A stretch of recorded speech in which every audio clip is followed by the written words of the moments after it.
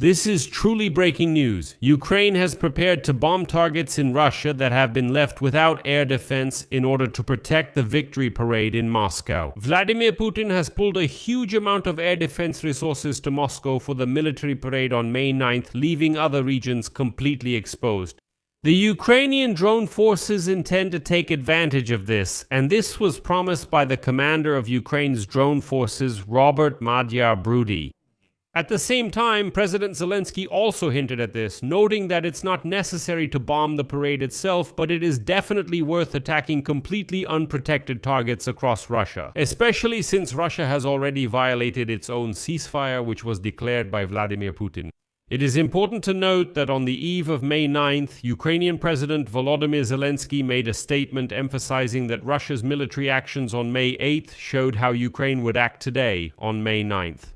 According to the report from the General Staff of Ukraine, Russia has intensified its offensive on the front and has not stopped attacking Ukrainian cities, despite the fact that the Kremlin announced that they had supposedly agreed to a unilateral ceasefire. So what could come under attack today on Russian territory? Let's discuss it together. My name is Pechiy. Let's discuss this topic together, but before we start, please subscribe to this channel, like this episode, and leave any comment under this video. I would be grateful to you for that. It really helps promote the content on YouTube. Also, subscribe to my Telegram channel, Pechiy News. The link to it is in the description of this video. There we post breaking news as it comes in. So for Russians, today, May 9th, is a very strange day.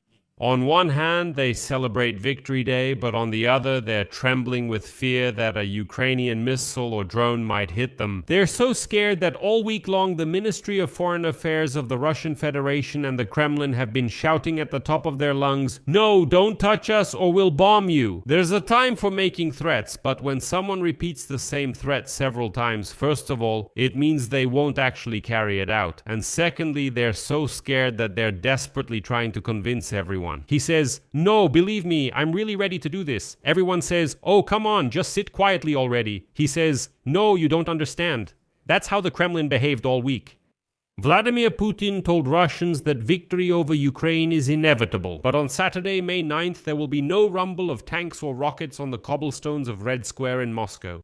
For the first time in almost 20 years, the annual Victory Day celebration, specifically the celebration of the Allies' victory over Nazi Germany, will take place in Moscow without military equipment. The reason is simple. The Kremlin fears an attack from Ukraine, and Vladimir Putin is simply afraid. And the Russians do have something to be afraid of. And perhaps the one who scared the Putin regime the most this weekend was Robert Magyar Brody is the head of the Ukrainian military drone unit Magyar's Birds and the commander of the unmanned systems forces of the armed forces of Ukraine.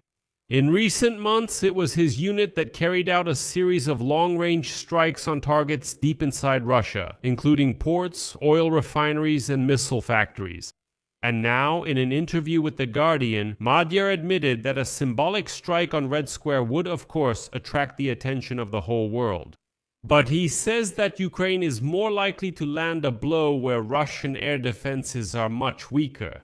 And then I'll quote him, "Why waste drones on the Great Wall?" But what he means is the reinforced protection of Moscow with air defense systems. If you strike at the energy sector or military targets, that would certainly be better. And I should note that the destructive attacks by Magyar's elite 414th Brigade have become a huge problem for the Kremlin in its war. The long-range drones of the unit are destroying enemy air defense systems faster than Moscow can restore them. And suddenly everything within a 2,000-kilometer radius from the border with Ukraine became targets for Ukrainian drones and missiles. Several factors apparently explain this. The recent panic in Russia and the growing optimism in the armed forces of Ukraine. One of them is Ukraine's new status as a drone superpower. Ukrainian counter-drone technologies are now being exported to the countries of the Persian Gulf, which have been attacked by Iran. Another factor is big data. The Delta Situational Awareness System records every mission of Ukrainian drones, including, of course, the unsuccessful ones. And now Magyar says that he receives from 12 to 15 terabytes of raw video footage from different drones every day. And Putin can't help but know this, that's why he's panicking. Well, the president of Ukraine, Volodymyr Zelensky, is also adding fuel to the fire. Quote, "We see that in recent weeks, additional rings of air defense have been expanding around Moscow due to the large-scale redeployment of air defense systems from the regions. This indicates that the Russian leadership is more concerned about their parade in Moscow than about the rest of Russia. This opens up additional opportunities for our long-range retaliation. Appropriate priorities will be determined." And I would like to note that as of today, about 70% of Russia's population is already within the reach of Ukrainian drones and missiles. I would like to point out that before 2022 this did not happen at all. This is Vladimir Putin's demilitarization going according to plan. And Russian military bloggers continue to point out the lack of air defense missiles needed to effectively counter Ukrainian drone strikes, especially as these raids have become increasingly successful.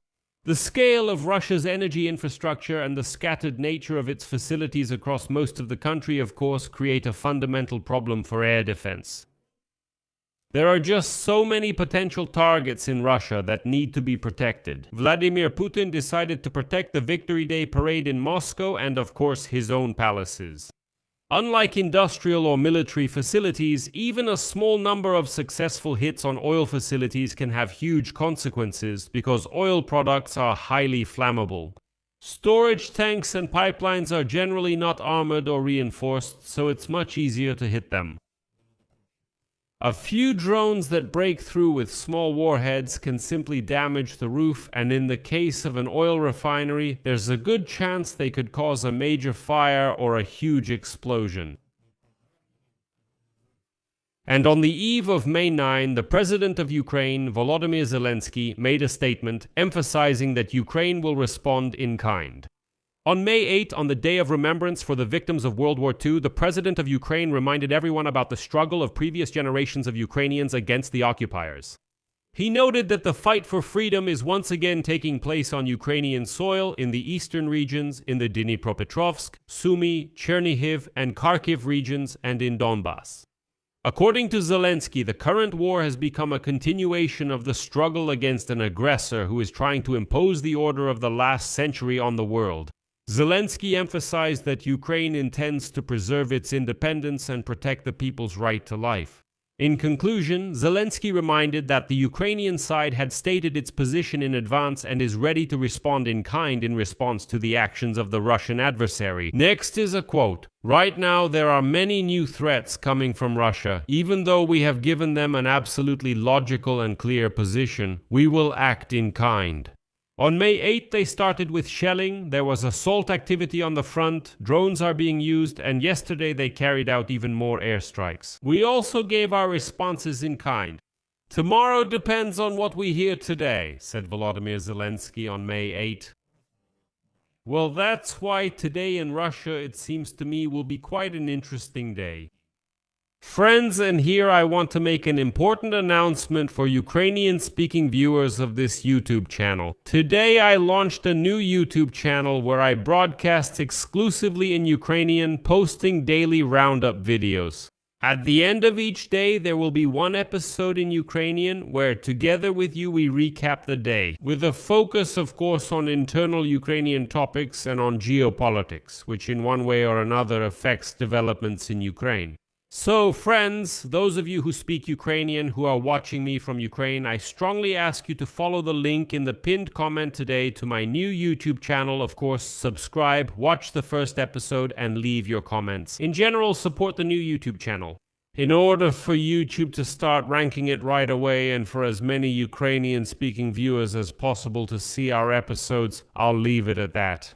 Share your opinions and conclusions in the comments under this episode, subscribe, hit the bell, and don't forget to like if you want to support the work of this YouTube channel. Of course, I would be grateful for that. You can do this with any donation using the links and details in the description of this video or by using the QR code on your screens. That's it for now. Take care. Bye, everyone.